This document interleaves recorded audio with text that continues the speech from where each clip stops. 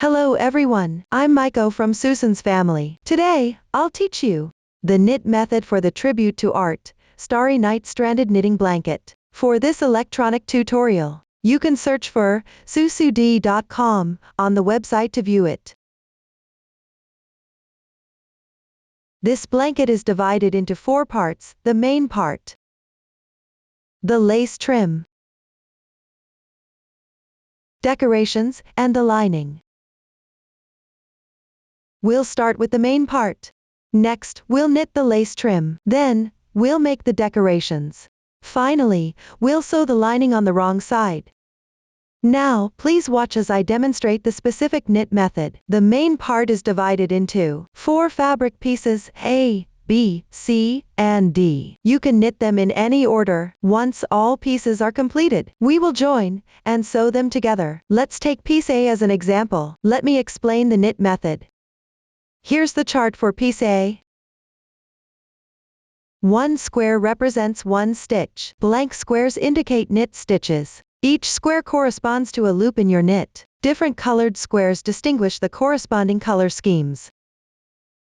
This area shows the casting on method and the number of starting stitches. When counting the number of stitches per row, simply count the number of squares.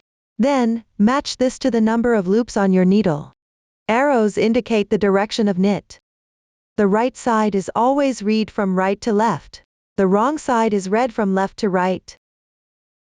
Pay attention when working on the wrong side. You need work in a method of knitting for the purl stitches and purling for the knit stitches. Now, let me demonstrate the specific knit method. For a clearer view, I will use 1 strand of cotton yarn for the demonstration, and the color choices will be random. This will make it easier to explain. I will refer to the yarns used for piece A, in the order they are used, as color 1 through color 8. For specific yarn details, the number of strands, color choices, and needle sizes, please refer to the detail page of our product and the paper instructions. Please note that, for the alpaca material, you need to work with 2 strands. The kit only includes 1 skein of this yarn, so you can find the beginning and ending of this yarn.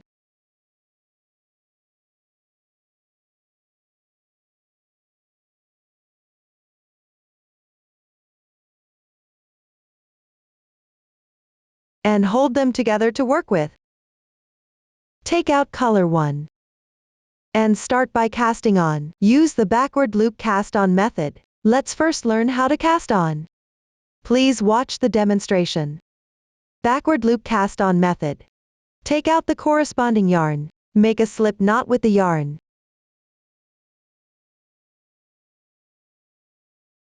Unless there are special circumstances, leave about 10 centimeters at the start. This makes it easier to weave in the ends later. Pick up a straight needle with your left hand, or one end of a circular needle. Insert into the loop. Slightly tighten.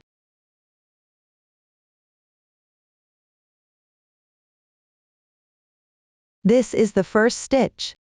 Next, place your right index finger above the yarn. Wrap it clockwise in a circle. Place this loop onto the needle. Slightly tighten. This is the second stitch. Continue by using your index finger to wrap the yarn clockwise in another circle. Place it onto the needle. Slightly tighten. This is the third stitch. 1 loop represents 1 stitch. Continue until you have the required number of stitches. Let me demonstrate a few more stitches.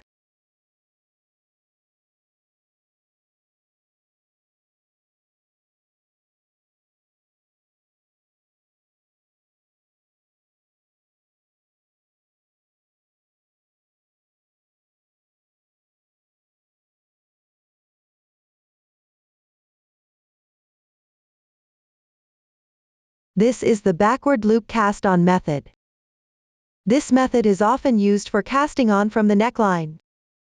and then continue knitting. This is useful when you need to pick up stitches for the collar later. Additionally, during the knitting process, sometimes we use this method to increase stitches.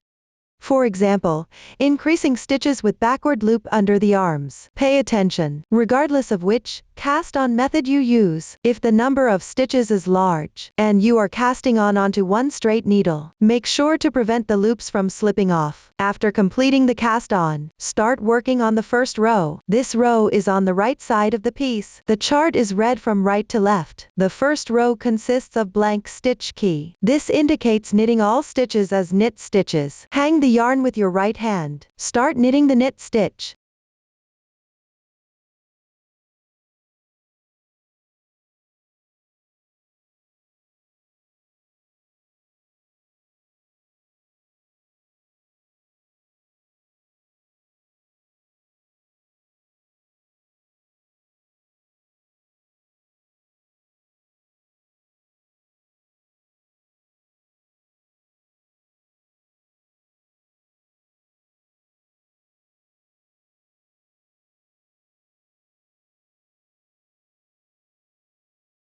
You can see below. There is a braid-like texture. The first row is now complete. Turn the workpiece. Continue to work row 2. This row is on the wrong side of the piece. The chart is read from left to right, and worked in a method of knitting for the purl stitches, and purling for the knit stitches. That is, purl the stitch. Hang the yarn with your right hand. Start purling the stitch.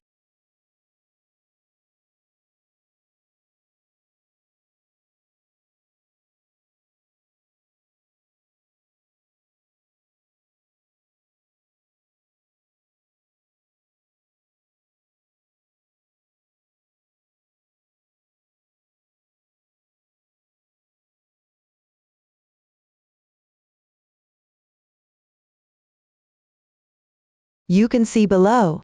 There is a horizontal bar texture. The second row is now complete. Let's look at the chart.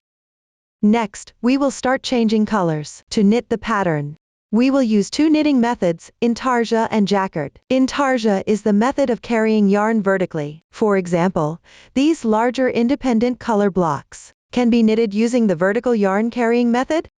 You need to prepare small balls of yarn in the corresponding colors in advance. This makes it convenient to knit this area. Here, I'll teach you a way to make small balls of yarn. I'll show you the figure 8 yarn wrapping method. To make small balls of yarn, there are two scenarios. One way is to take yarn from separate balls and wrap it.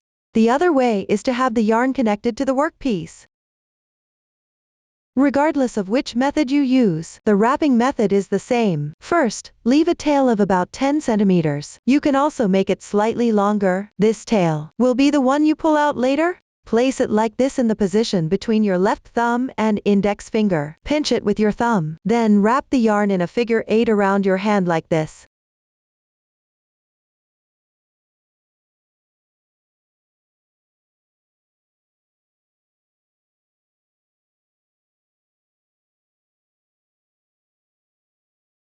If you're wrapping a small ball of yarn connected to the workpiece, do it like this. Mind that one end of the yarn is still connected to the workpiece, making it convenient to pull the yarn later. When wrapping, keep the tension moderate, not too loose or too tight.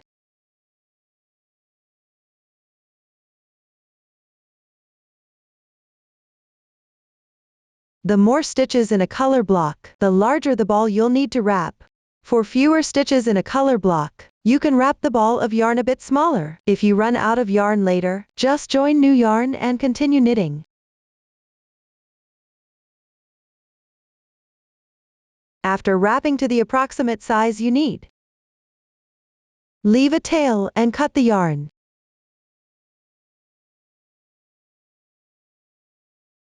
Then tie a knot like this.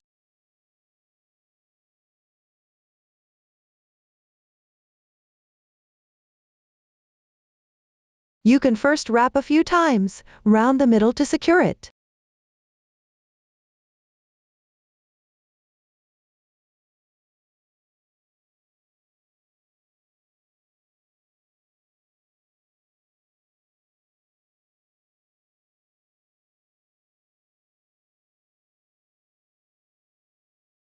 If the yarn is smooth, tie a few more knots.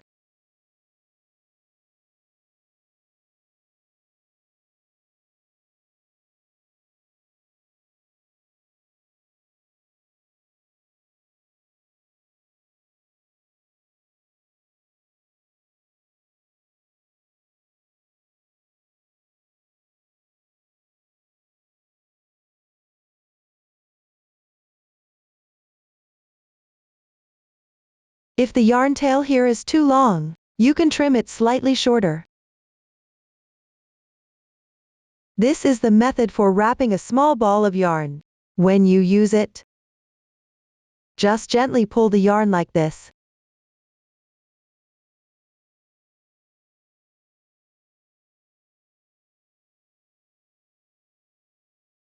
The advantage of winding a small ball of yarn is that when knitting, the yarn is relatively fixed, and the ball won't slip off. When you have multiple balls of yarn, they are less likely to tangle with each other. It makes knitting more convenient. If you reach the end of a small ball of yarn, and it becomes a bit loose, you can take it apart and rewind it.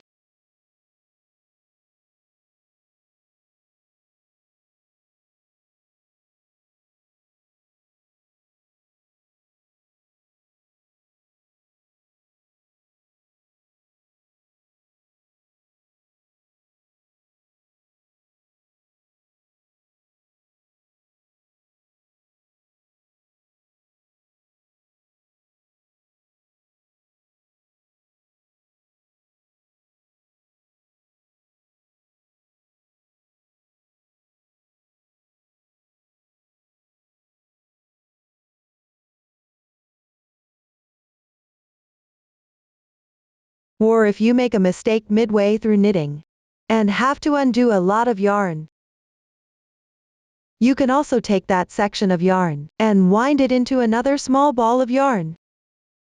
This end is still connected to the workpiece.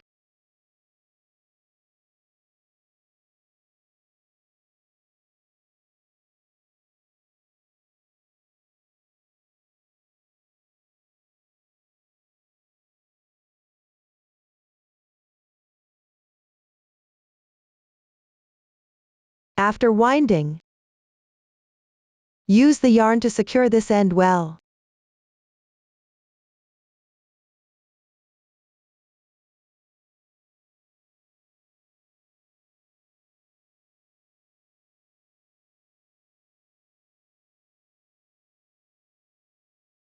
That's it. Next, everyone can wind small balls of yarn as needed for starting your knitting. Later on, when you need multiple ends of the same color, you can decide based on the actual situation. Make the corresponding number of small yarn balls in advance. Another method for jacquard knitting is carrying the yarn horizontally. If the number of stitches skipped in the middle is small, it's convenient to carry the yarn, especially when using a smaller amount of yarn. In this case, you can carry the yarn horizontally. For example, in the starting section, color 2 and color 3 have a small interval between them. This is where you can use the horizontal yarn carrying method. There's no need to make another small yarn ball. After preparing the yarn balls, let's start learning the knitting pattern. Since the finished product has too many stitches, here, I will only demonstrate the key parts of the pattern. The stitch and row count in the sample swatch are not for reference. Row 3. Read the chart from right to left. The first 2 stitches are with color 1. Knit 2 stitches with color 1.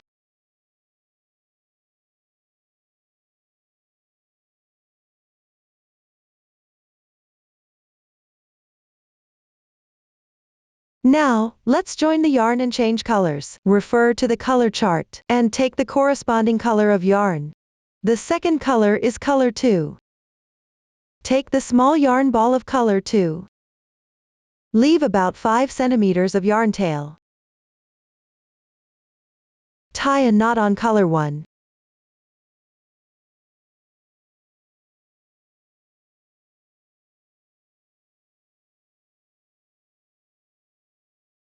Pull the knot to the base. This is how you join the yarn. When you need to join yarn in the middle of a piece, or when there's not enough yarn, and you need to join more, you can refer to this demonstration. The knot and the yarn tails should always be placed on the wrong side of the fabric. I won't repeat this in the future. Start knitting the stitches corresponding to color 2.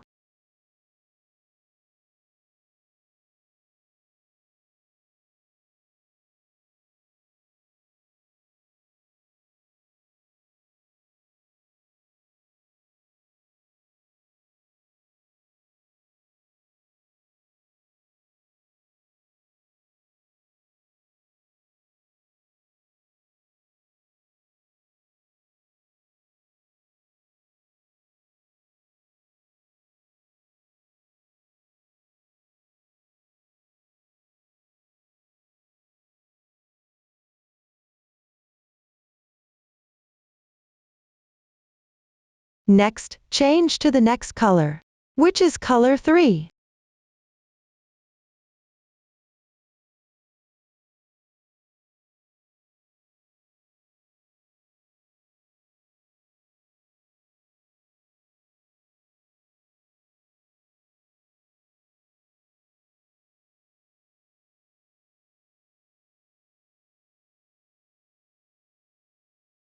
After switching to color 3, work 1 stitch.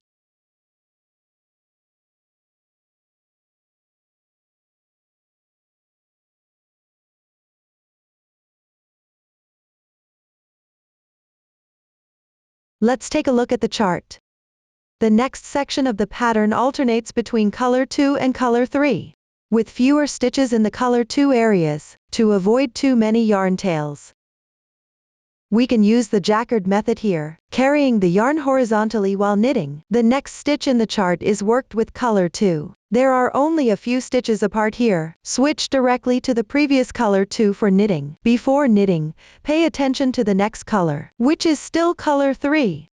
And you need to work 6 stitches with color 2, which exceeds 3 stitches. When knitting with color 2, you need to bring color 3 to the corresponding position. First, knit 3 stitches with color 2.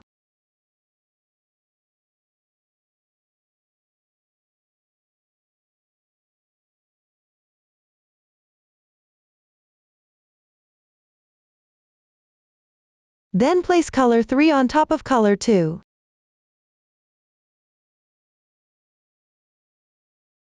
Just like this, crossing them once. Continue with color 2. Knit 3 stitches.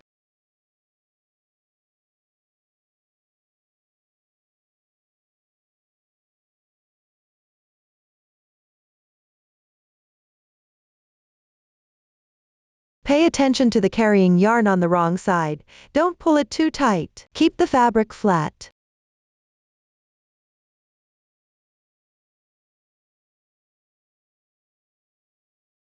Then switch to color 3.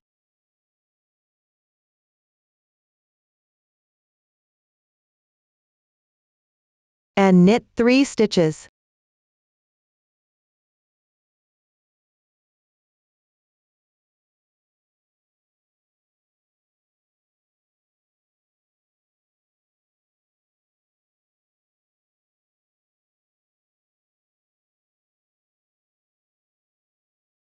Since the next color is still color 2, and the interval of stitches is small here, just continue knitting directly with the previous color 2.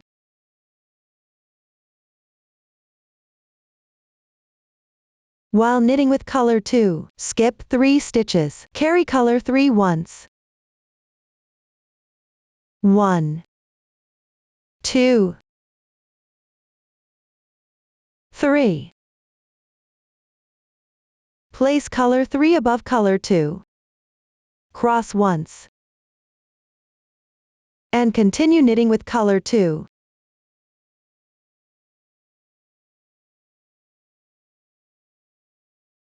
This way, you have completed one carrying yarn.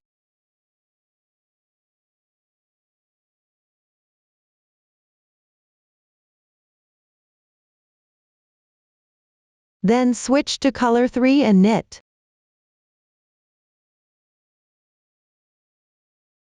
Since you will use color 2 again later, while knitting with color 3, you still need to carry the yarn.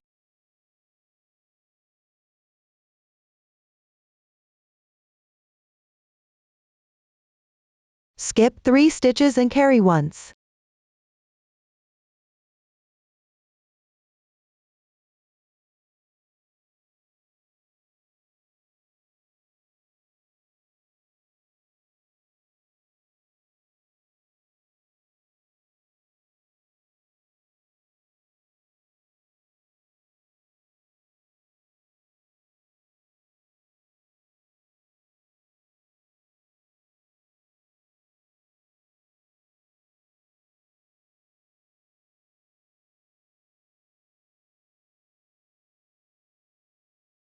During the knitting process, stretch the carried yarn a bit, as well as the piece. Make sure the piece is neither too loose nor too tight. Continue knitting downward.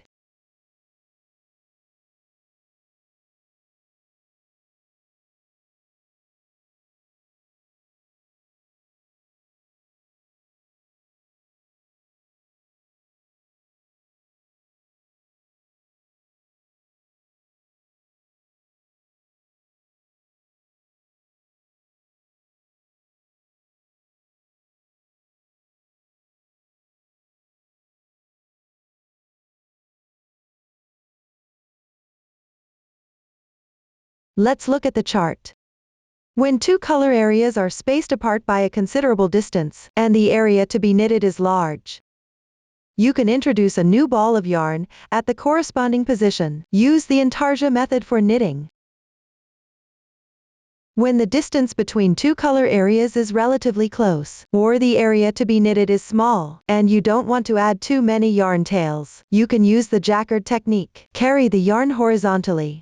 During the Jacquard knitting process, when the interval of stitches is greater than 3 stitches, while knitting with the current contrasting color yarn, you should bring the other contrasting color yarn to the corresponding position. This avoids having too long a strand of carried yarn later. Pay attention during the knitting process to gently stretching the fabric and the carried yarn, keeping the fabric piece flat. Since color 2 has more stitches, and the subsequent color 3 forms an independent color block, after finishing with color 2, it's time to reconnect the new color 3 yarn. Let's complete the section with color 2.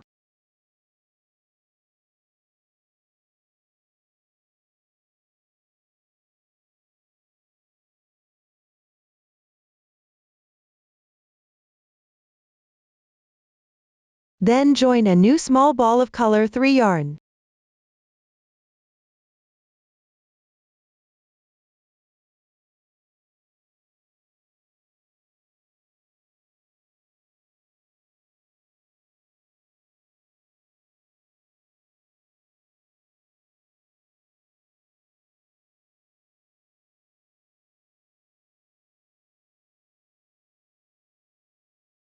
Start knitting the corresponding stitches for color 3.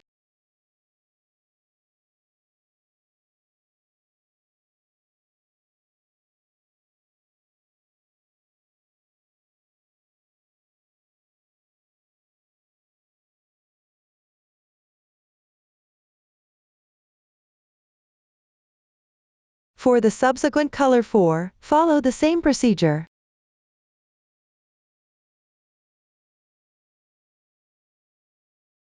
Joining a new small ball of yarn.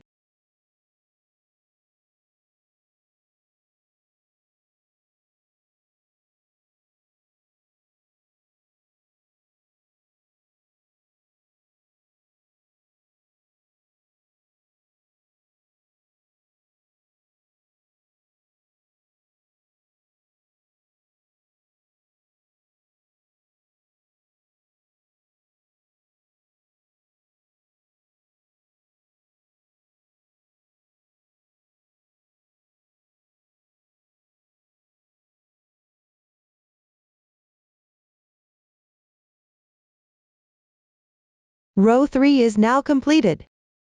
Next, let's knit row 4. Turn the workpiece. Work it on the wrong side. Read the chart from left to right. First, finish the stitches corresponding to color 4.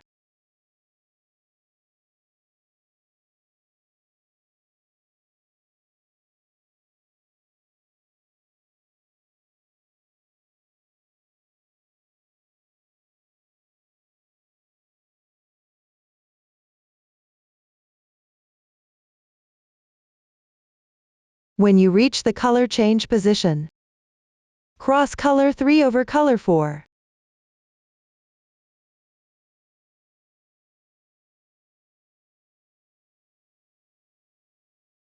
This action is called pressing the yarn. Then continue knitting with color 3.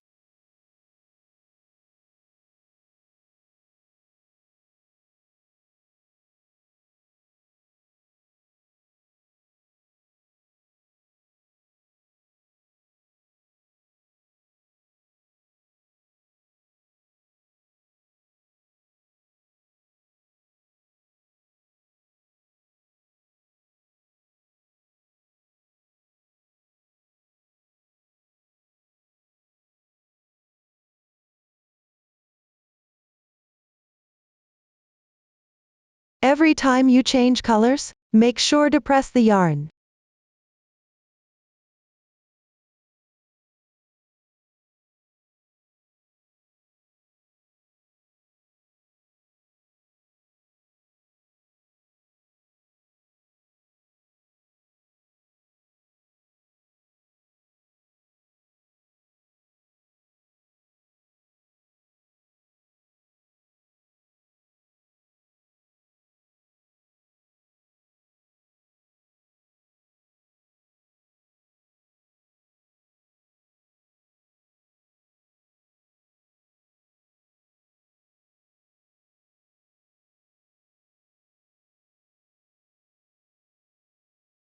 When you encounter jacquard sections, continue carrying the yarn and knit downwards.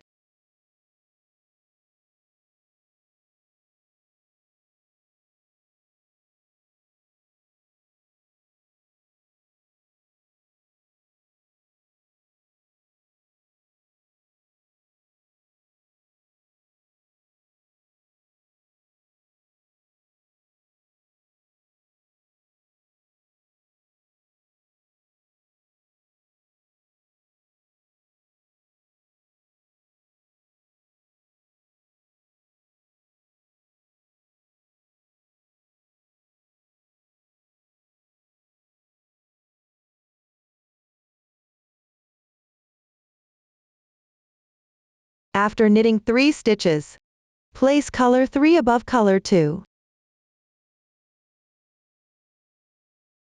Continue knitting 1 stitch with color 3.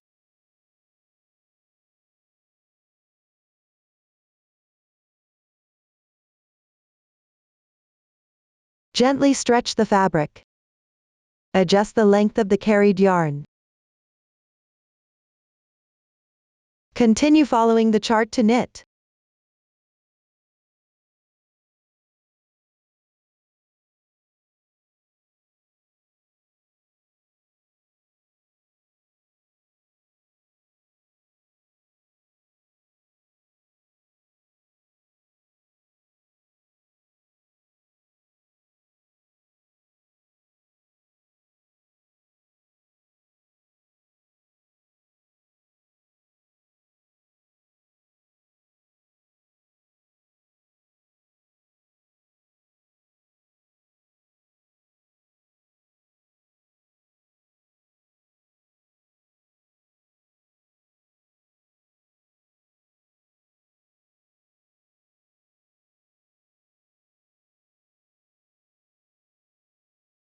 For colors that span more than 3 stitches, carry the yarn every 3 stitches.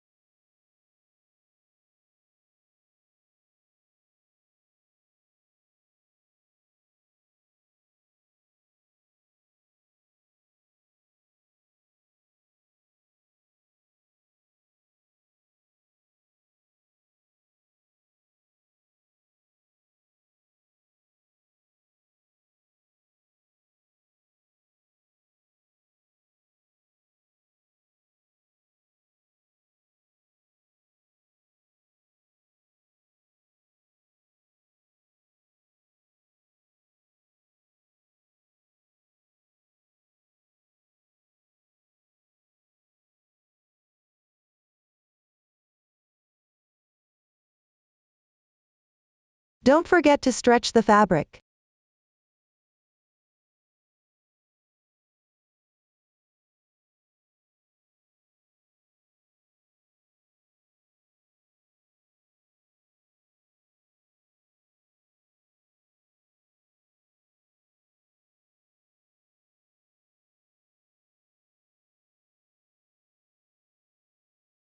The fourth row is now complete. Turn the workpiece. Start knitting the fifth row. Work on the right side. Follow the chart from right to left. Begin with color 1. Knit 2 stitches.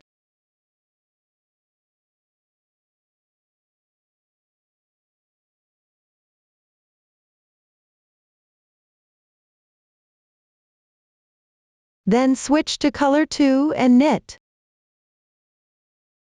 Cross color 1 over color 2. This will help press the yarn.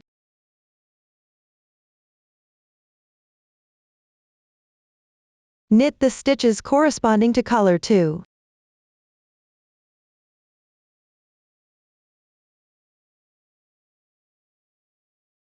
Refer to the chart. When you reach the color change. There are many stitches for color 3 here, you can skip the Jacquard method. Simply finish knitting with color 3, then reconnect a new small ball of yarn for color 2. This will separate the two sections of color 2. Since the area for color 5 above will continue to grow, it will eventually keep them separated. First, finish knitting the stitches for color 3.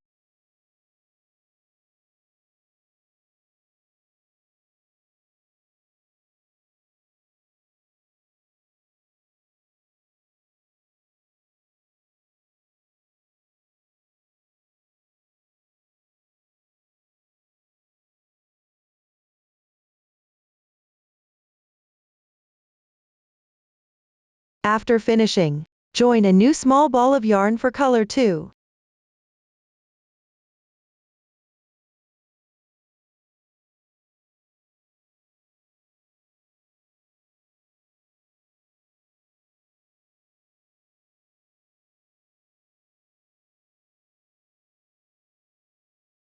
Continue knitting downwards.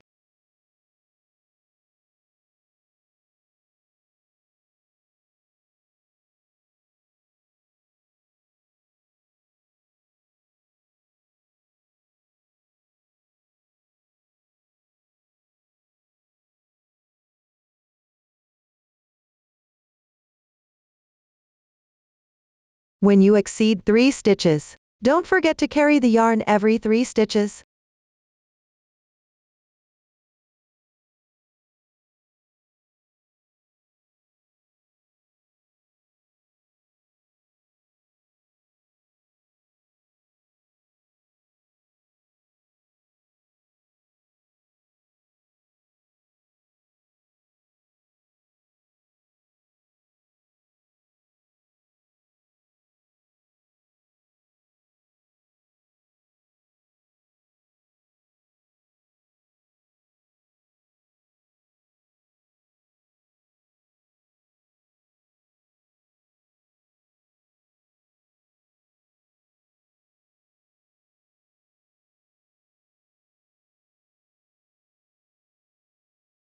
The challenging part of Jacquard knitting is carrying the yarn.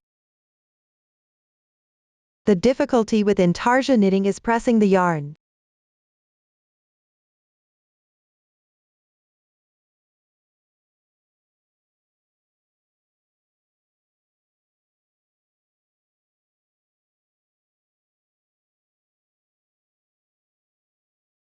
When you reach the intarsia area, each time you change colors, make sure to cross the 2 colors of yarn before continuing to knit.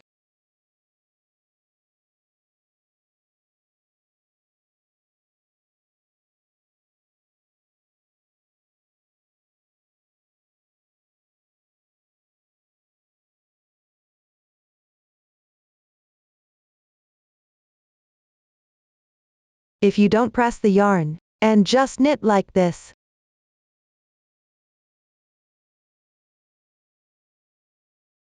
it will create a large gap.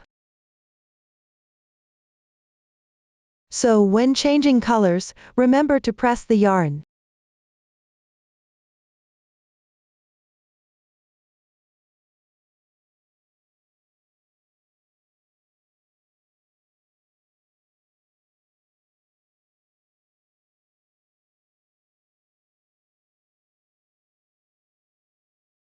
This way, the fabric piece will be tight.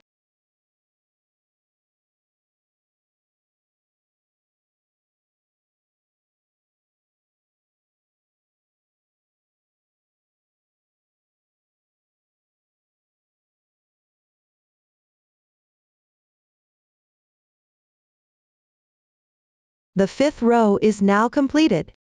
Everyone can follow the same method to knit rows 6 through 7 on your own. Next, I won't demonstrate row by row, I'll just highlight the key points. Let's look at the chart. For row 8, when you reach this point, normally, you can switch to color 2 and knit. However, the position of color 3 in row 9 differs from that in row 8. It's 4 stitches apart, which is a considerable distance. Therefore, you also need to carry color 2 while knitting and bring color 3 every 3 stitches. This will get color 3 close to where it starts in the next row. After finishing each color, make sure to check ahead where the next starting position is and determine if you need to bring the yarn in advance, or you can introduce a new yarn ball. For example, after finishing color 3 in row 10, at this point, color 3 for the next row starts here. You need to decide whether to bring the yarn over here, or to introduce a new yarn ball in the next row, and incorporate it into the color 3 block above. All are issues that need to be considered. Additionally, you may notice horizontal and vertical yarn carrying methods are used interchangeably. It depends on the chart instructions and your personal preference. While knitting, pay attention to these key points mentioned. Complete the rest of the pattern on your own. Up to this point, the pattern explanation concludes. I will demonstrate how to count rows using this sample swatch. Here is one braid. It represents one row. Start counting upwards from the braid at the bottom. 1, 2, 3, 4. Plus, the loops on the straight needle also count as one row. So here, we have completed 5 rows after finishing the pattern. Finally, finish off with the bind off. Since the last row is knit on the right side, the bind off should be done on the wrong side. Bind off while purling. Let's first learn the method. Then you can complete the bind off on your own. Please watch the demonstration. Bind off while purling. Usually, after completing the garter stitch, this method can be used on the wrong side. In this situation, when binding off, first, purl 2 stitches.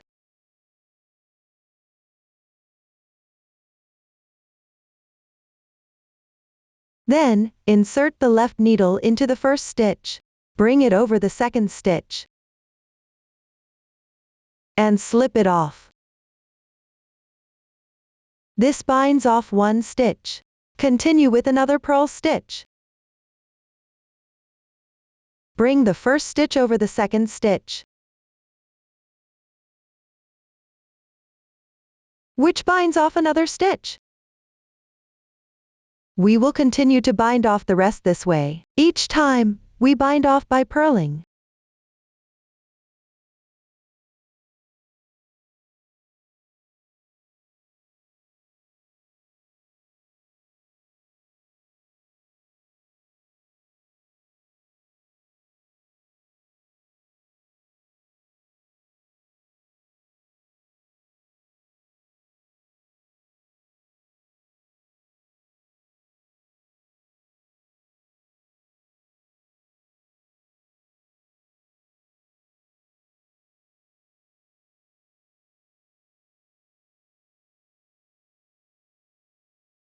When there is 1 loop left, refer to the ending of the first method. Secure and weave in the ends. This concludes how to purl and bind off simultaneously. Up to this point, we have completed the explanation of piece A. Next, we will learn the knit methods for the other 3 pieces. Let's look at the finished products. All of them start with a backward loop cast on. Work upwards, knitting back and forth to match the corresponding piece pattern. Choose the knit method based on the specific pattern. The only difference is the bind off method. The last row of these 3 pieces is worked on the wrong side, while the bind off is done on the right side. The other techniques have been demonstrated before. First, learn how to bind off on the right side. Then, refer to the chart and the previous videos. Complete the piece. Now, let's show. Bind off while knitting the stitches.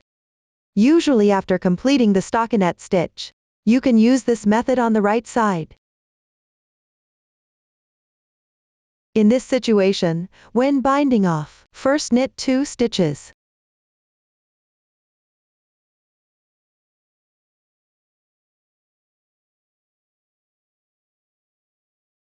Then lift the first stitch over the second stitch with the left needle, covering the second stitch.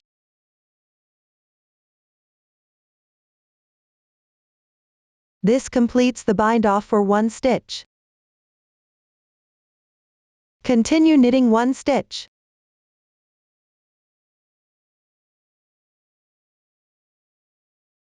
Then lift the first stitch over the second stitch with the left needle, covering the second stitch. This completes the bind off for another stitch. I will continue to bind off the remaining stitches. Each time, knit a stitch and then bind off.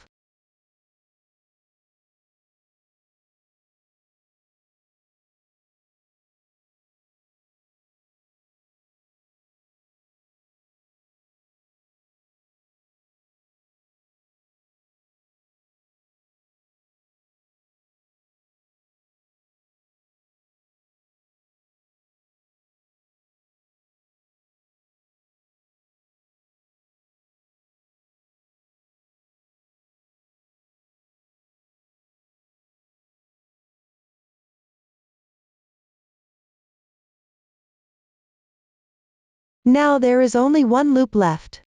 Stretch the loop. Then leave a tail and fasten off the yarn. The tail length depends on the specific situation of the fabric. Usually, leaving about 10 centimeters is sufficient. Pass the yarn tail through the loop and pull tight.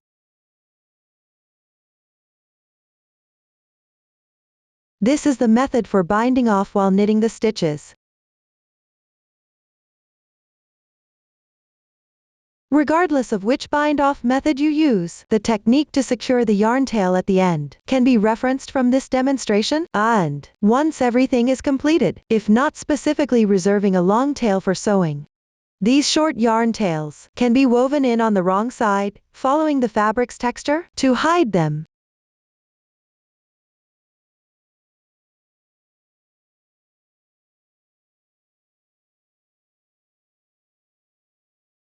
Try not to affect the right side texture.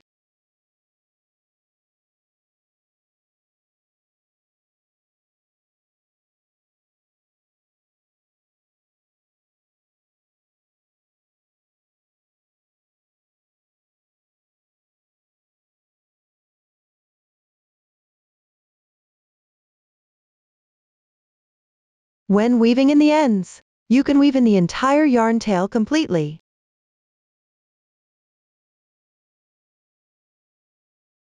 Up to this point, Piece B, Piece C, and Piece D have been explained. Once all pieces are completed, refer to the piece layout diagram.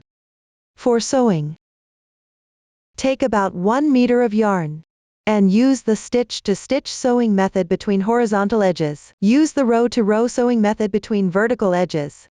Let's start by learning the sewing methods. Now, let's show.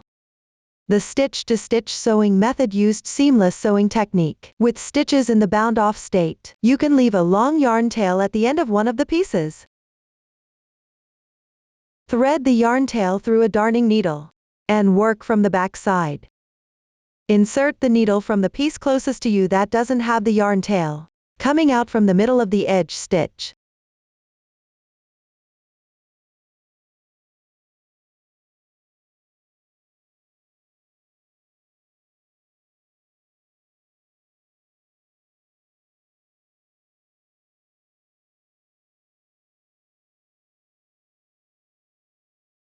Then insert it into the middle of the edge stitch on the piece behind.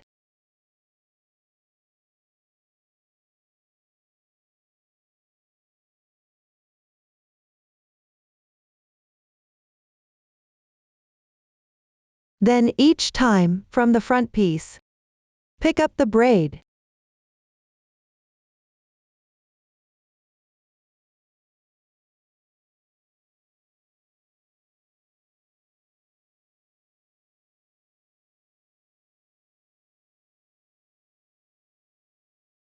And from the back piece, pick up the braid in the opposite direction.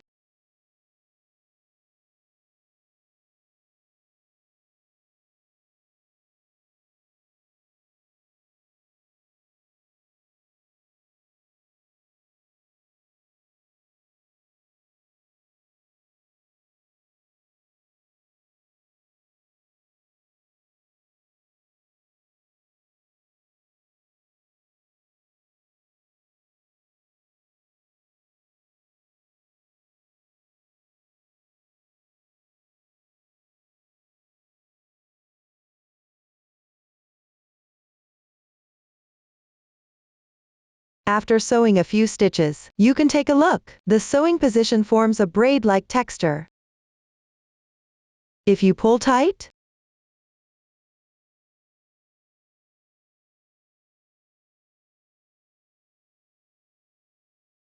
it becomes a seamless seam,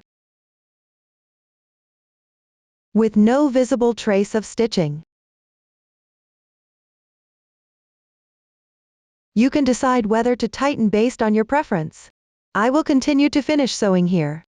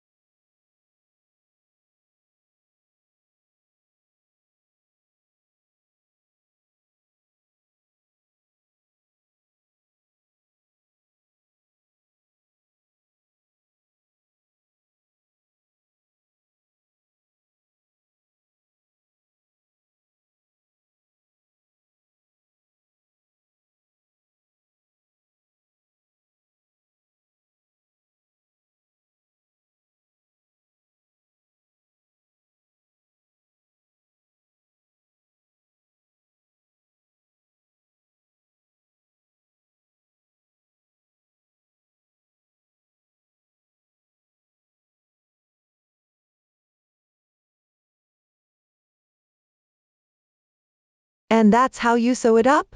Next, let's learn how to join row to row. We usually also use the seamless sewing method. When sewing, pick up the horizontal carried yarn of the 2 stitches along the edges. Let's first get to know the fabric piece. Start by finding the first stitch on the edge. The first edge stitch typically has 4 scenarios. The first one is a slip stitch, which means slipping it along the texture without knitting, forming a large braid.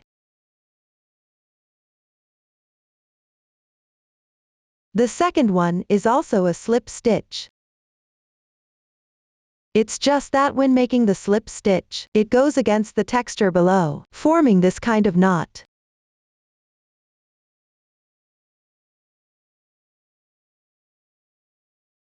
The third scenario is knitting every row, usually knitting stitches on the right side, and purl stitches on the wrong side, forming these small braids.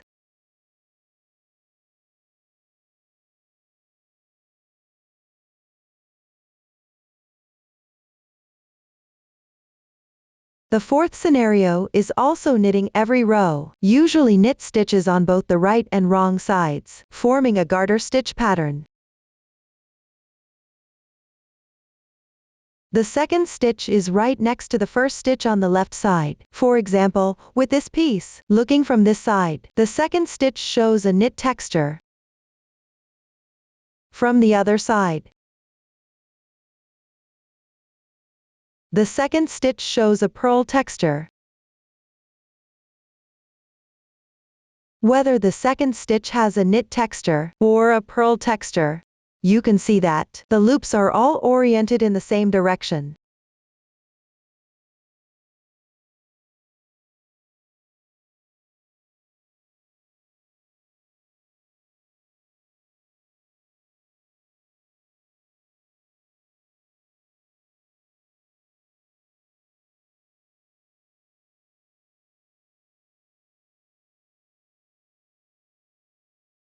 For these reversed line circles, the horizontal lines below are the horizontal carried yarns between two stitches.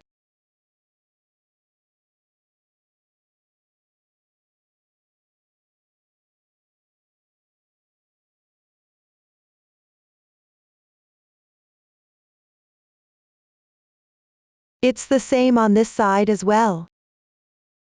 This is a reversed loop. This one is the horizontal carried yarn between two stitches.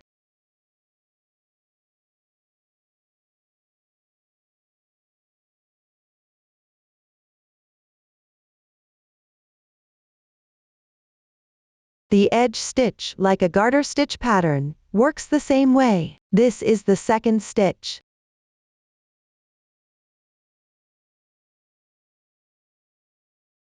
This column here is the second stitch, with the loops oriented in the correct direction.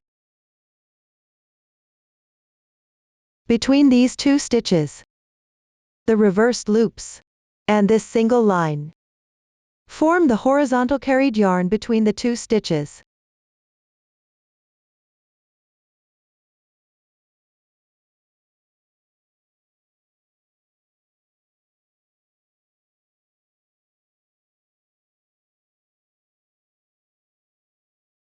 The edge is worked with slip stitches. Similarly,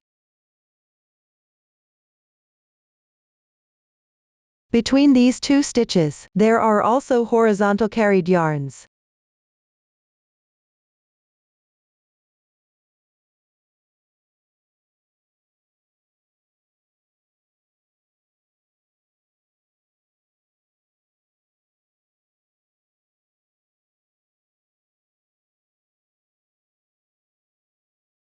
No matter which type, it's a single horizontal carried yarn. It roughly corresponds to one row. Before sewing, you can first hide the yarn tails on the wrong side with a few stitches, and secure them with a knot. I won't be hiding them here for demonstration. For an invisible seam, you alternately pick up the horizontal carried yarns along the edges of these two fabric pieces to sew them together. Each time, pick up 1-2 strands. Pay attention. If the row counts of the two pieces are identical, you can sew them together correspondingly. This means picking up the same number of strands each time.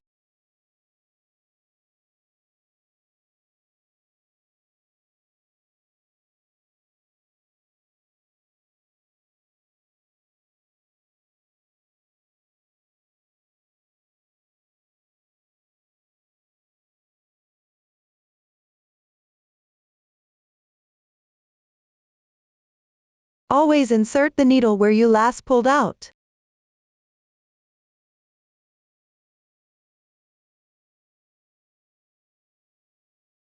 To pick up the horizontal carried yarn, here, I'm picking up one strand each time.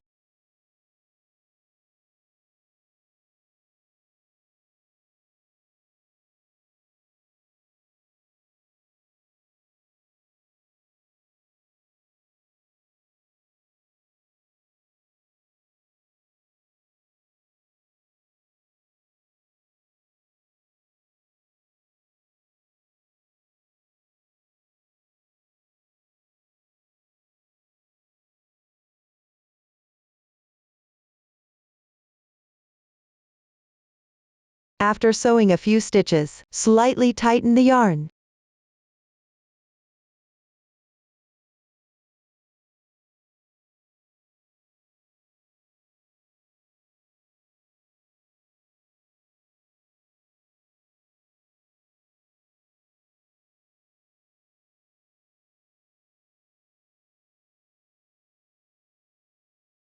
if the two pieces have different row counts.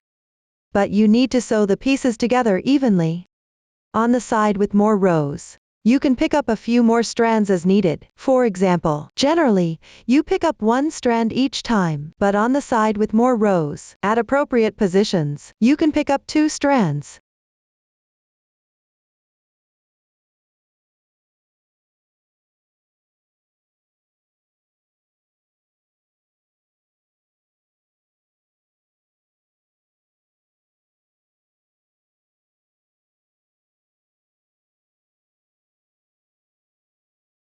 In this case, the row counts of these two pieces are identical, so I will continue sewing them together.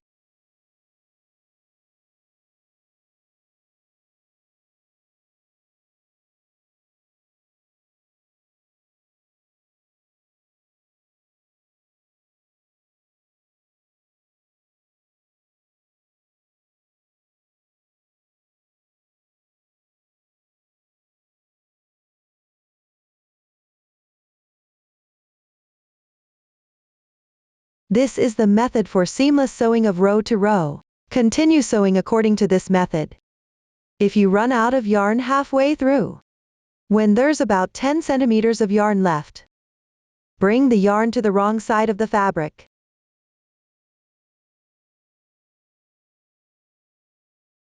Tie a knot to secure it first.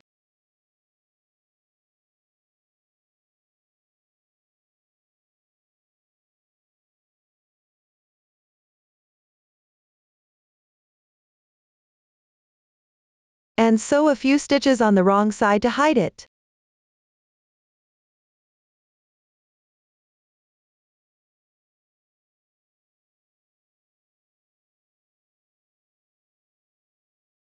Then take a new piece of yarn of suitable length.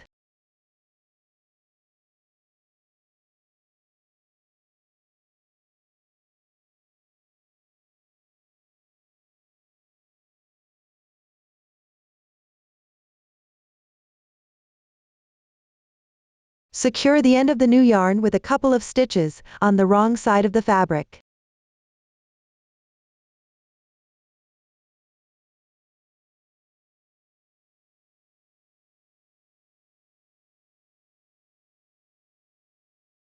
And then return to the position of the previous stitch.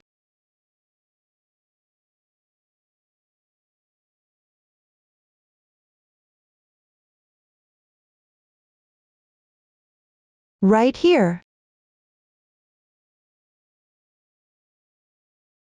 Continue sewing.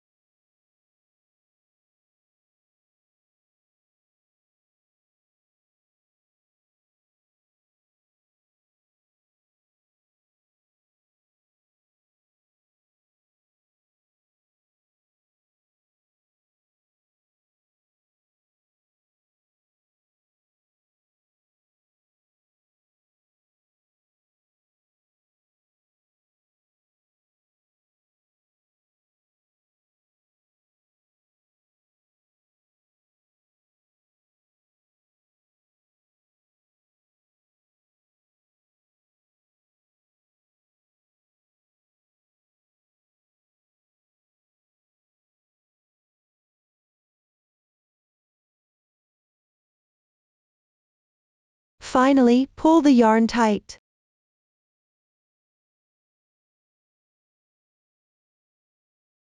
Sew a few stitches on the wrong side.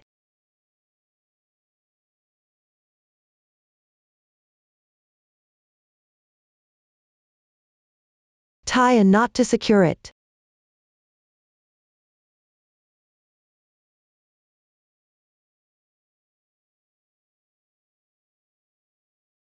And weave in the ends following the texture.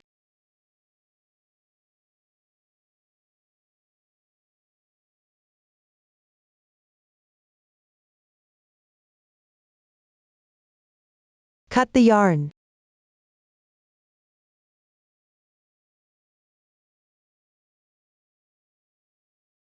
Follow this demonstration. Refer to the chart to sew the fabric piece completely. Up to this point, that concludes the method for knitting the main part.